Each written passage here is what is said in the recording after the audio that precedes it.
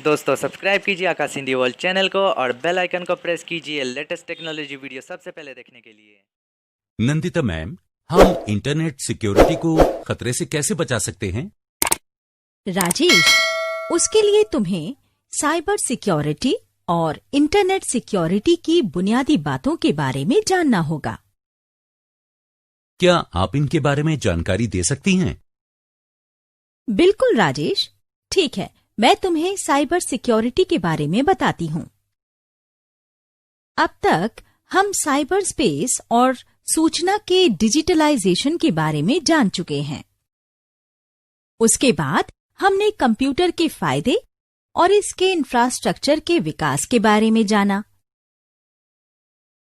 बाद में fibre optic cables या FOC को दुनिया के दूर दराज जगहों तक पहुंचाया गया, जिसके जरिए दुनिया के हर कोने में इंटरनेट उपलब्ध कराया जा सके।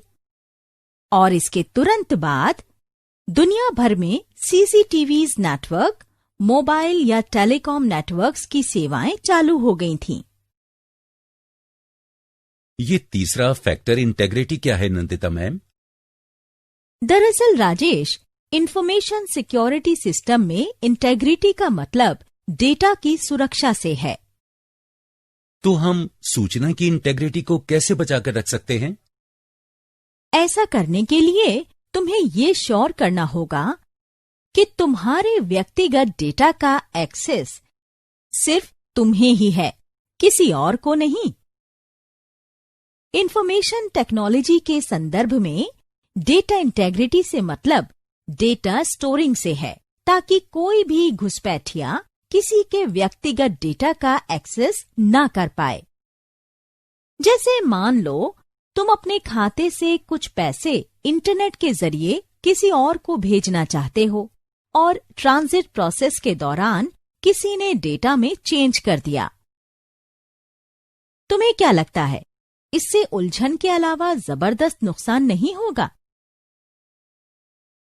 इसी वजह से ऑथेंटिकेशन, ऑथराइजेशन और नॉन रेप्यूडिएशन जैसे प्रिंसिपल्स डेवलप किए गए थे, जिससे इंटेग्रिटी सुनिश्चित की जा सके।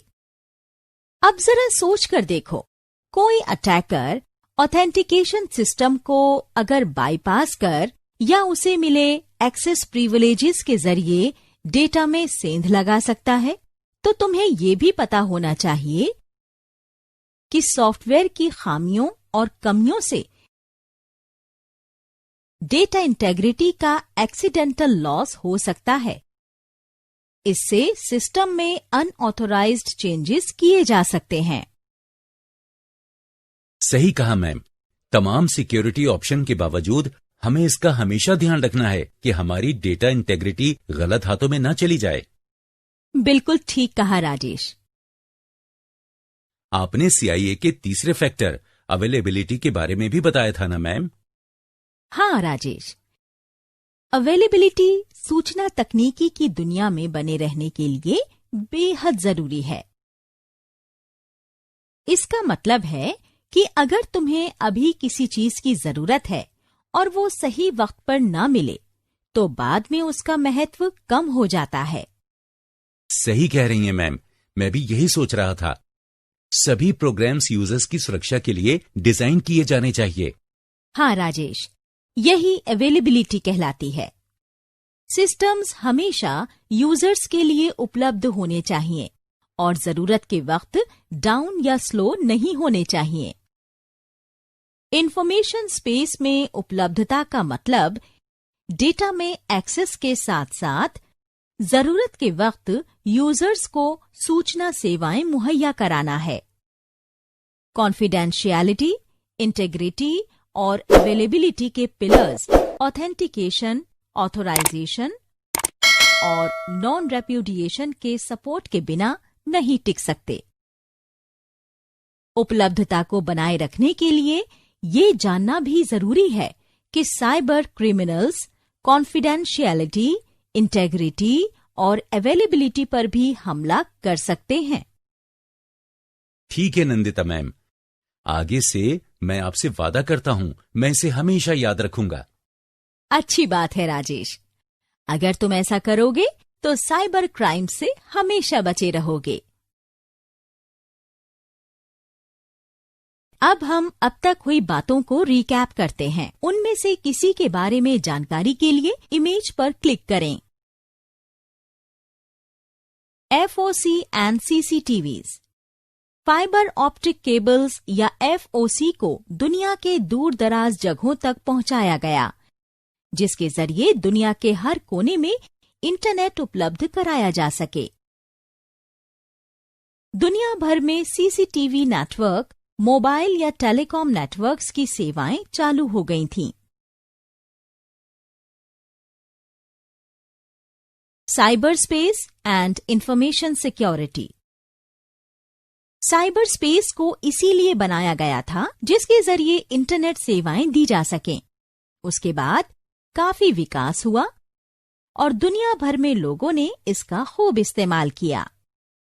दुनिया भर में लोगों की भेजी गई सूचना की सुरक्षा के लिए ही इंफॉर्मेशन सिक्योरिटी सिस्टम बनाया गया था। Information assurance. सूचना तकनीकी को सुरक्षित रखने के लिए जो कदम उठाए गए हैं वो डेटा को गलत हाथों में जाने से रोकने के लिए बनाए गए हैं। उसे बनाने के लिए एक्सपर्ट्स ने कई सॉफ्टवेयर बनाए जिसमें एक्सेस कर पाना अटैकर्स के लिए भी मुश्किल है। ऑथेंटिकेशन। ऑथेंटिकेशन एक सुरक्षा उपाय है जो एक ट्रांसमिशन, मैसेज या इसके ओरिजिनेटर की वैधता की जांच करता है या फिर इसके जरिए ये वेरीफाई किया जा सकता है कि जिसे हम कोई पर्टिकुलर इंफॉर्मेशन भेज रहे हैं वो इसके लिए ऑथोराइज्ड है या नहीं। ऑथोराइजेशन। ऑथोराइजेशन का मतलब है कि तुम्हें सिर्फ उतनी ही चीजों का एक्सेस मिलता है जितने के लिए तुम ऑथोराइज किए गए हो। अगर तुम सिस्टम के एडमिनिस्ट्रेटर हो तो ही तुम कोई सॉफ्टवेयर इंस्टॉल या अनइंस्टॉल कर सकते हो। Non repudiation. कह सकते हैं कि नॉन रेप्यूडिएशन डेटा भेजने वाले को ये यकीन दिलाता है कि डेटा भेजे हुए सही इंसान के पास पहुंच गया है और रेसिपिएंट ने भेजने वाले को पहचान लिया है, ताकि बाद में उनमें से कोई भी एक डेटा एक्सचेंज या प्रोसेस होने की बात से इनकार न कर सके। Concept of CIA। C confidentiality को बताता है। I का मतलब इंटेग्रिटी से है, जबकि A अवेलेबिलिटी के लिए है। दरअसल राजेश, साइबर सिक्योरिटी और सूचना की सुरक्षा की प्रकृति में काफी अंतर है। सच में? मुझे तो दोनों एक जैसे ही लगे।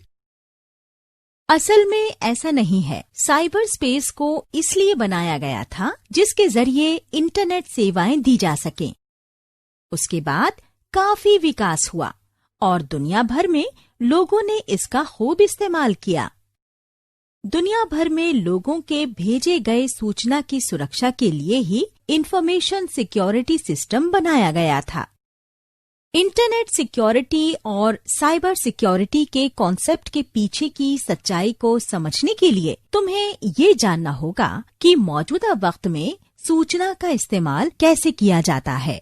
मैम, इसे थोड़ा विस्तार से बताइए ना। आजकल ज्यादातर सूचना को डिजिटल तकनीक के जरिए ही जुटाया और सुरक्षित रखा जाता है। इसके लिए एक इलेक्ट्रॉनिक माध्यम का इस्तेमाल किया जाता है जिसे साइबर स्पेस कहते हैं। साइबर स्पेस को सिक्योरिटी थ्रेट से बचाने और सूचना की सुरक्षा के लिए 2 अलग प्रोग्राम्स बनाए गए थे। इनमें से एक साइबर स्पेस की सुरक्षा के लिए है और दूसरा इंफॉर्मेशन टेक्नोलॉजी की सुरक्षा के लिए। अब हम पहले साइबर सिक्योरिटी के बारे में जानते हैं। नंदिता मैम, तो साइबर सिक्योरिटी और इंफॉर्मेशन सिक्योरिटी में असली अंतर क्या है? मैं तुम्हें बताती हूँ राजेश। डिजिटल ढंग से बनाए गए इस साइबर स्पेस की सुरक्षा के लिए जरूरी है कि विशेषज्ञ इसे घुसपैठियों के किसी तरह के हमले से बचाएं। हालांकि जब दुनिया भर के लोगों और ऑर्गेनाइजेशंस की भेजी हुई सूचना की सुरक्षा की बात आती है, तो इसे बड़े सिक्योर तरीके से बचाया जाना चाहिए। इसीलिए ऐसे प्रोग्राम्स विकसित किए गए जो घुसपैठियों के हमले से सूचना को बचा सकें।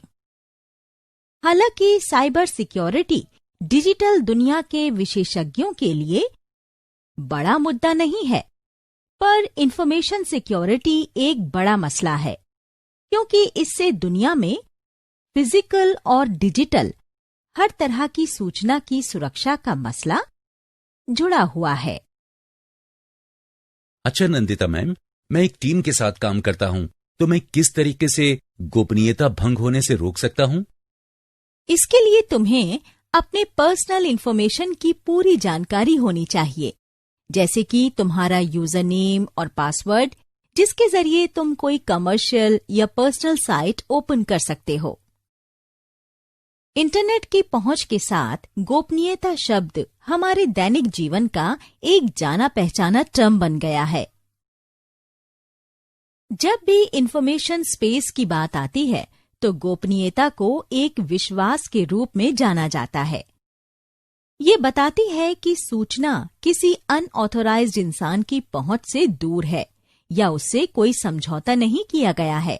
गोपनीयता का मतलब ही सूचना को छिपाना और सुरक्षा करना है। एक आसान उदाहरण के तौर पर क्रेडिट कार्ड को ही ले लेते हैं, जो आजकल बहुत इस्तेमाल किया जाता है। अगर हम अपने क्रेडिट कार्ड का पासवर्ड किसी और को दे दें और अचानक कार्ड गुम हो जाए, तो पासवर्ड जानने वाला इसका गलत इस्तेमाल कर सकता है और बिल हमें चुकाना पड़ेगा। गोपनीयता पर हमला आजकल आम बात है। Now let's talk about the CIA, Rajesh. The CIA. What has this organization has got to do with the information security? Relax, Rajesh. By the CIA, we do not mean the Central Intelligence Agency of America. Then what does CIA means in the information security in cyberspace? Realize the factors between the difference between information security and cyber security. If you properly check, both of them depend upon three key concepts known as the CIA triad. C represents confidentiality, I represent integrity, and A represents availability. If you have to become information security professionals, you need to be dedicated to ensuring the protection of these principles in respect of systems under your responsibility. So, we need to know how to maintain these three concepts by ourselves. Sure, Rajesh. Then only your personal information will be secure and not fall into the hands of intruders. Now, let's discuss these factors one by one. इसके बाद non repudiation आता है। ये non repudiation क्या है Nandita ma'am? Repudiation का मतलब किसी ऐसी जानकारी का एक्सेस ब्लॉक करने से है जो किसी की पर्सनल नहीं है। तो क्या नॉन रेपुडिएशन का मतलब है कि मेरी निजी जानकारी का एक्सेस सिर्फ मुझे ही रहेगा? हाँ राजेश, इसे ऐसे समझते हैं जैसे तुम किसी को मनी ऑर्डर भेजते हो तो तुम्हें फॉर्म पर साइन करना होता है और रिसीवर को पैसे की रिसीट पर साइन करना होगा। मनी ऑर्डर नॉन रेप्यूडिएशन की तरह ही काम करता है। ना तुम ये कह सकते हो कि मैंने पैसे नहीं भेजे और ना ही रिसीवर ये दावा कर सकता है कि उसे पैसे नहीं मिले। इसी तरह नॉन रेप्यूडिएशन सिस्टम मैसेज भेजने के लिए डिजाइन किया गया है, जिसके जरिए मैसेज या ईमेल भेजने वाले और रिसीवर दोनों श्योर रहते हैं। कह सकते हैं कि नॉन रेप्यूडिएशन डेटा भेजने वाले को ये यकीन दिलाता है कि डेटा भेजे हुए सही इंसान के पास पहुंच गया है और रेसिपिएंट ने सेंडर को पहचान लिया है, ताकि बाद में उनमें से कोई एक डेटा एक्सचेंज या प्रोसेस होने की बात से इनकार न कर सके। नंदिता मैम, जब भी बात ईमेल ऑथेंटिकेशन की आती है तो ये प्रोसेस फेल क्यों हो जाता है? वास्तव में ये फेल नहीं होता है, पर शेयर किए गए मैसेज या जानकारी के बचाव और सुरक्षा के लिए प्रॉपर ऑथराइजेशन चाहिए। इसका मतलब ये है कि मुझे किसी भी डेटा के एक्सेस के लिए एक पहचान देनी होगी। हाँ राजेश, ये बिल्कुल बैंक के एक लॉकर रूम जैसा है। यदि तुम्हें बैंक के लॉकर रूम में जाना हो तो आइडेंटिटी ऑथेंटिकेशन की जरूरत होती है और तुम सिर्फ अपना लॉकर खोल सकते हो, किसी दूसरे का लॉकर नहीं खोल सकते। तो हम कह सकते हैं कि ऑथराइजेशन वेरिफिकेशन की एक प्रक्रिया या प्रोग्राम है जो एक्सेस दिलाने के लिए जरूरी है। जब तुम्हें अपने कंप्यूटर में लॉगिन करना हो तो क्या करते हो? इसके लिए तुम्हें यूजर नेम और पासवर्ड की जरूरत होती है। उसके बाद सिस्टम तुम्हारी दी गई जानकारी को वेरीफाई करता है। आसान शब्दों में कहें तो तुम्हारी आइडेंटिटी वेरीफाई करता है। ऑथेंटिकेशन के बाद ऑथराइजेशन का रोल आता है। तुम्हें सिर्फ उतना ही एक्सेस मिलता है जितने के लिए ऑथराइज हो। अगर तुम सिस्टम के एडमिनिस्ट्रेटर हो तो ही तुम कोई सॉफ्टवेयर इंस्टॉल या अनइंस्टॉल कर सकते हो। हालांकि यदि एक से अधिक लोग सिस्टम का इस्तेमाल कर रहे हों और तुम उनमें से एक यूजर हो तो तुम्हें ऐसे अधिकार नहीं मिलते हैं, पर तुम अपनी फाइल्स, ईमेल्स और कंप्यूटर में स्टोर्ड अन्य चीजों का एक्सेस कर पाओगे। राजेश, क्या तुम्हें पता है कि इंटरनेट की सूचना की दुनिया में ऑथेंटिकेशन कैसे करते हैं? नहीं नंदिता मैम, क्या आप समझा सकती हैं? सपोज तुम्हारे भाई या बहन ने तुम्हें एक खत भेजा, तो तुम्हें कैसे पता चलेगा कि इसे भाई या बहन ने ही भेजा है? इसे तुम या तो खत की लिखावट से पहचान सकते हो या फिर खत में लिखी किसी व्यक्तिगत जानकारी से, जिसे सिर्फ तुम्हारे परिवार के सदस्य ही जानते हैं। ठीक उसी तरह एक ईमेल या अन्य डिजिटल स्रोतों से मिले मैसेज की जांच करने के लिए एक तरीका होना चाहिए। इसीलिए ऑथेंटिकेशन के लिए अथॉरिटी प्रोग्राम्स बनाए गए हैं। हम कह सकते हैं कि ऑथेंटिकेशन एक सुरक्षा उपाय है जो एक ट्रांसमिशन, मैसेज या इसके ओरिजिनेटर की वैधता की जांच करता है, या फिर इसके जरिए ये सत्यापित किया जा सकता है कि जिसे हम कोई खास जानकारी भेज रहे हैं वो इसके लिए अधिकृत है या नहीं। सूचना के ऑथेंटिक समझ के लिए एक्सपर्ट्स ने नेट पर पैनल्स बनाए जहां एक व्यक्तिगत पहचान संख्या डालना पड़ता है। इसे ही पिन कहते हैं। इस पिन के जरिए हम बैंक्स या मर्चेंट्स से ऑनलाइन लेन देन कर सकते हैं। हालांकि डिजिटल वर्ल्ड में जब कोई ईमेल रिसीव करता है तो मैसेज ऑथेंटिकेशन के लिए वही फैक्टर्स अप्लाई नहीं होते जो इंसानों के लिए होते हैं, बल्कि ये क्रिप्टोग्राफिक सिग्नेचर्स के जरिए किया जाता है। ये एक जटिल प्रक्रिया है। तो राजेश, आगे बढ़ने से पहले हम इंफॉर्मेशन एश्योरेंस की बुनियादी बातों के बारे में जानते हैं। नंदिता मैम, तो क्या इसका मतलब यह है कि जो भी जानकारी हम लोगों के साथ साझा करते हैं उसे गलत हाथों में जाने से रोक सकते हैं? बिल्कुल राजेश, ऐसे कई प्रोसेसेस हैं जिनके जरिए हम घुसपैठियों को अपने पर्सनल डेटा में सेंध लगाने से रोक सकते हैं।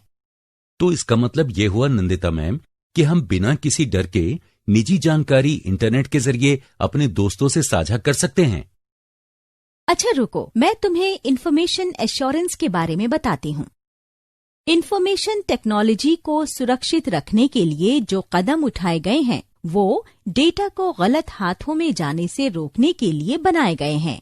उसे बनाने के लिए एक्सपर्ट्स ने कई सॉफ्टवेयर बनाए जिसमें एक्सेस कर पाना अटैकर्स के लिए भी मुश्किल है। ऐसे सॉफ्टवेयर प्रोग्राम्स बनाने के लिए एक्सपर्ट्स ने पहले इंफॉर्मेशन सिक्योरिटी की बुनियादी कॉन्सेप्ट्स का इस्तेमाल किया।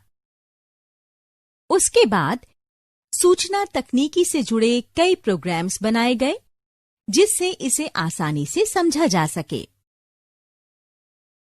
फिर बात आती है सिस्टम सिक्योरिटी की।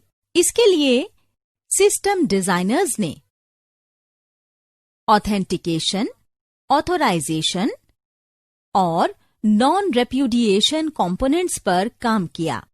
सिस्टम इन्हीं के आधार पर डिजाइन किए जाते हैं। ठीक वैसा ही बनाने के लिए एक्सपर्ट्स ने 3 कंपोनेंट्स विकसित किए जो सिस्टम के बेस के तौर पर काम कर इसे मजबूती दें। इसमें पहले का काम सुरक्षा करना है, दूसरा गोपनीयता बनाए रखने के लिए है और तीसरा अखंडता है जो पूरे नेटवर्क में अवेलेबिलिटी बनाए रखता है। ये तीनों पिलर्स एक दूसरे पर निर्भर हैं। यदि एक नीचे चला गया तो दूसरा भी फेल हो जाएगा। साइबर स्पेस डेवलपर्स ने इसका ध्यान रखा कि वे आपस में जुड़े रहें।